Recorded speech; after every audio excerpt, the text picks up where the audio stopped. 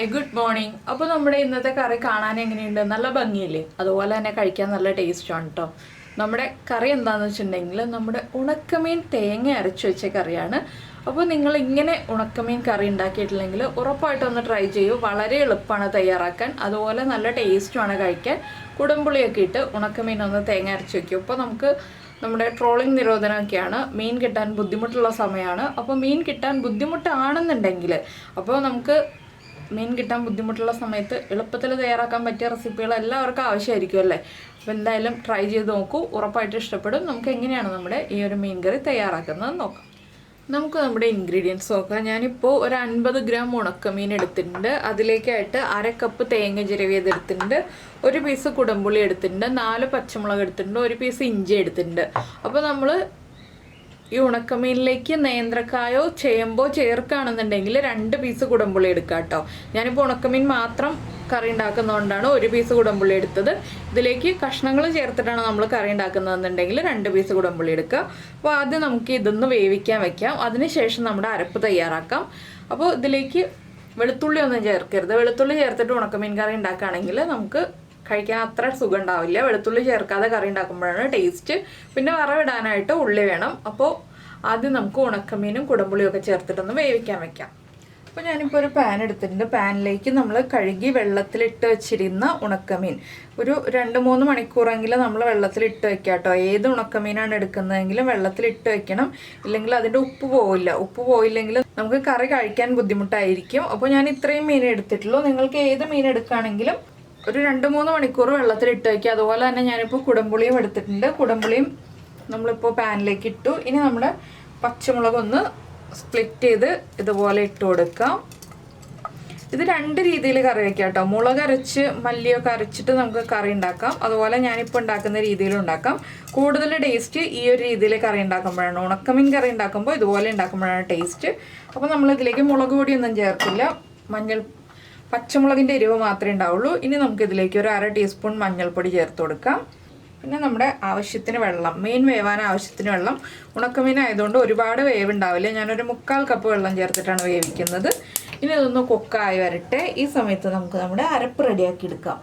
പിന്നെ ഒരു കാര്യം പ്രത്യേകം ശ്രദ്ധിക്കേണ്ടത്, ഉണക്കമീനാണ് നമ്മൾ വെള്ളത്തിലിട്ട് വെച്ചിരുന്നതാണ്. ഒരുപാട് ഇളക്കി കൊടുക്കരുത്, വല്ലാതെ അങ്ങ് പൊടിഞ്ഞു പോവും. അപ്പോൾ നല്ല കട്ടിയുള്ള മീനാണെങ്കിൽ മാത്രം ഒരു ചെറിയ പീസ് പേപ്പറുകൾ, നമ്മൾ കിച്ചൺ ടിഷ്യൂ ഒക്കെ ഇല്ലേ, അതും കൂടി വെള്ളത്തിലിട്ട് വെക്കാട്ടോ. ആ ഉപ്പൊന്ന് അബ്സോർബ് ചെയ്യാനായിട്ട്. ഒരുപാട് കട്ടിയില്ലാത്ത മീനാണെങ്കിൽ നമ്മൾ വെറുതെ വെള്ളത്തിൽ വൃത്തിയാക്കിയിട്ട് വെള്ളത്തിലിട്ട് വെച്ചിരുന്നാൽ മതി. കട്ടിയുള്ള മീനാണെങ്കിൽ പേപ്പറും കൂടി ചുറ്റി ഒന്ന് ഇട്ട് കൊടുക്കുക, അല്ലെങ്കിൽ ചെറിയ പീസുകളാക്കിയിട്ട് ഇട്ട് കൊടുക്കുക. ഇടയ്ക്കിടയ്ക്ക് ആ വെള്ളം ഒന്ന് മാറ്റി കൊടുക്കുക, ഉപ്പൊന്ന് കുറഞ്ഞു വരാനായിട്ട്. ഇത് അറിയാത്ത ആളുകൾക്ക് വേണ്ടിയിട്ട് പറഞ്ഞു തരുന്നതാണ്. അപ്പോൾ ഇനി മീനൊന്ന് വേവട്ടെ, നമുക്ക് നമ്മുടെ അരപ്പും കൂടെ റെഡിയാക്കി എടുക്കാം. അപ്പോൾ നമ്മൾ അരപ്പ് റെഡിയാക്കാനായിട്ട് മിക്സിയിലെ ജാർ എടുത്തിട്ടുണ്ട്. ഇതിലേക്ക് നമുക്ക് തേങ്ങ ചേർത്ത് കൊടുക്കാം. ഇതിലേക്ക് വേണം എന്നുണ്ടെങ്കിൽ 2 ഉള്ളിയും കൂടി ചേർത്ത് അരയ്ക്കാം. ഉള്ളിയുടെ ടേസ്റ്റ് കൂടുതൽ ഇഷ്ടമാണെന്നുണ്ടെങ്കിൽ ഞാനപ്പോൾ ഉള്ളി ചേർത്ത് അരയ്ക്കുന്നില്ല. ഇതിലേക്ക് വെറുതെ തേങ്ങ മാത്രമേ അരച്ച് ചേർക്കുന്നുള്ളൂ. അപ്പോൾ കുറച്ച് വെള്ളം ചേർത്ത് നന്നായിട്ടൊന്ന് അരച്ചെടുക്കാം. അരപ്പിൽ ഒരു കാര്യമുണ്ട്, നന്നായിട്ട് അരഞ്ഞില്ലെങ്കിൽ ടേസ്റ്റ് ഉണ്ടാവില്ല കേട്ടോ നമ്മുടെ കറിക്ക്. അപ്പോൾ ഞാനിതൊന്ന് അരച്ചെടുക്കട്ടെ. അപ്പോൾ നമ്മുടെ അരപ്പ് നമ്മൾ നന്നായിട്ട് അരച്ചെടുത്തിട്ടുണ്ട്. ഈ സമയത്ത് തന്നെ നമ്മൾ ഇഞ്ചി ഒന്ന് ചതച്ചെടുക്കുക, അതുപോലെ ഒരു 4-5 ഉള്ളി ഒന്ന് റൗണ്ടിൽ കട്ട് ചെയ്ത് വെക്കുക. ഇതൊക്കെ നമുക്കിനി നമ്മുടെ കറിയിലേക്ക് ചേർക്കേണ്ട കാര്യങ്ങളാണ്. അപ്പോൾ അതും കൂടി ചെയ്ത് വെച്ചിട്ട് നമുക്ക് ബാക്കിയുള്ള കാര്യങ്ങൾ ചെയ്യാം. അപ്പോൾ നമ്മൾ ഒഴിച്ചിരുന്ന വെള്ളമൊക്കെ ഒന്ന് വറ്റി തുടങ്ങിയിട്ടുണ്ട്. ഇനി നമുക്ക് അരപ്പ് ചേർത്ത് കൊടുക്കാം.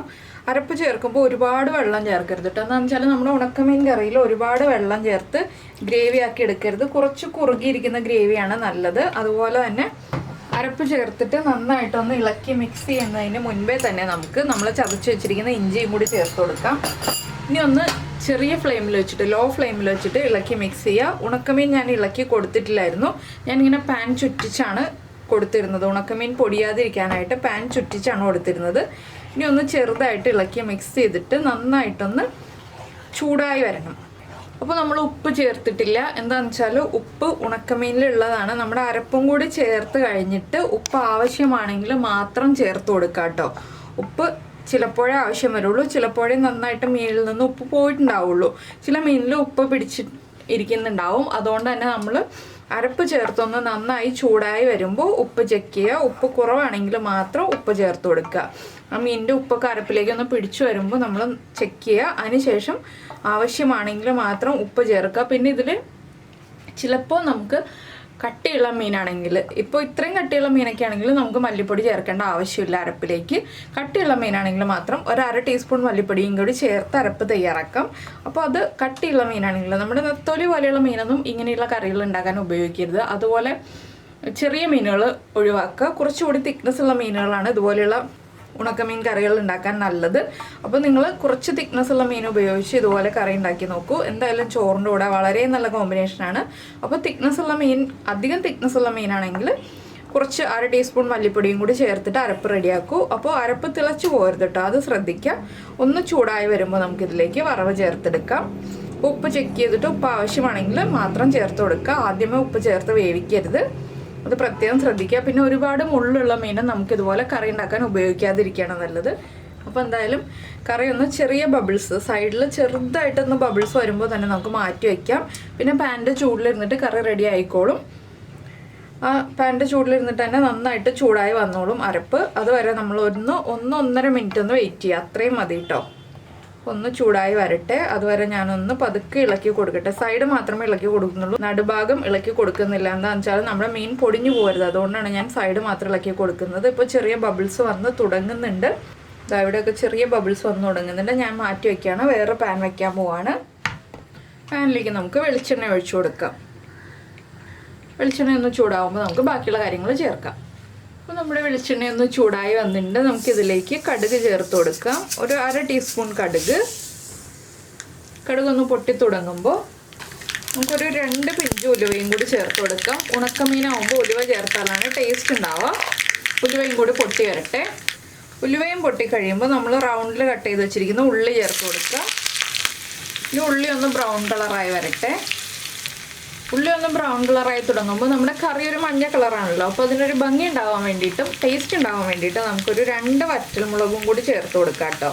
സാധാരണ മീൻ കറിയിൽ നമ്മൾ വറ്റൽമുളകൊന്നും ചേർത്ത് വറവിടാറില്ല, പക്ഷേ ഉണക്കമീൻ കറിയിൽ വറ്റൽമുളകും കൂടി ചേർത്ത് വറവിടുമ്പോഴാണ് ടേസ്റ്റും കാണാൻ ഭംഗി ഉണ്ടാവുക. അപ്പോൾ 2 വറ്റൽമുളക്, അതുപോലെ തന്നെ കുറച്ച് കറിവേപ്പില, ഇത്രയും കൂടി ചേർത്തിട്ട് ഒന്ന് വറവിട്ടെടുക്കുക. ഇനിയിപ്പോൾ ഞാനിത് കറിയിലേക്ക് ചേർത്ത് കൊടുക്കാൻ പോവാണ്. അപ്പോൾ ഞാൻ വറവ് കറിയിലേക്ക് ചേർത്ത് കഴിഞ്ഞു. ഇനി നമുക്ക് ഉടനെ തന്നെ ഇളക്കി മിക്സ് ചെയ്യേണ്ട, ഒന്ന് ചൂട് കംപ്ലീറ്റ് മാറി കഴിയുമ്പോൾ ഇളക്കി മിക്സ് ചെയ്യുക.